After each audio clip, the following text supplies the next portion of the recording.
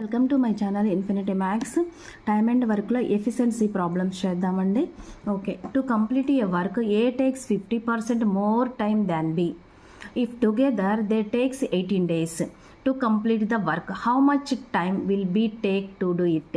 ఇప్పుడు ఈ ప్రాబ్లంలో మనకి A takes 50% more time than B అంటే ఇక్కడ ఎఫిషియన్సీ ఇచ్చారు. ఎఫిషియన్సీ అంటే బి అనేది ఒక పర్సన్ 2 daysలో వర్క్ చేస్తాడు అనుకుందాం. అతని ఎఫిషియన్సీ అంటే 1 day అతను 50% కంప్లీట్ చేస్తాడని అర్థం. అంటే అతని సామర్థ్యాన్ని తెలిపేదని మనం ఎఫిషియన్సీ అంటాం. ఇప్పుడు బి అనేది మనకి 100% ఎఫిషియన్సీ తీసుకుందాం. ఇక్కడ ఎఫిషియన్సీ బి అనేది 100%. సో ఇక్కడ ఏ టేక్స్ 50% అంటే ఎంత, 150% ఎఫిషియన్సీ పెట్టాడు.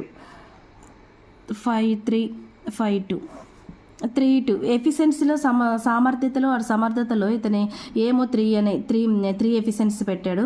బి వచ్చేసి 2. టైం చూసుకుంటే టైం అనేది రివర్స్ రాసుకోవాలి, 2:3.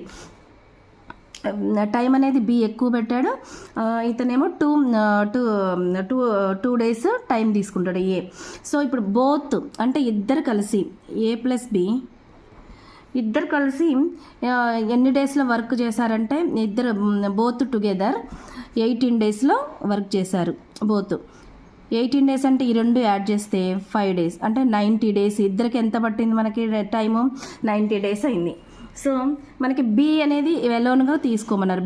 బి సింగిల్గా తీసుకోవాలి. బి సింగిల్గా తీసుకోవాలంటే ఇక్కడ టైం తీసుకోవాలి. Time 90 days. ఇది ఇద్దరు కలిపి చేసిన వర్క్ కదా, both complete work in 90 days by 3 time తీసుకోవాలి. 30 days అవుతుంది. బి యొక్క సింగిల్గా చేయడానికి 30 days.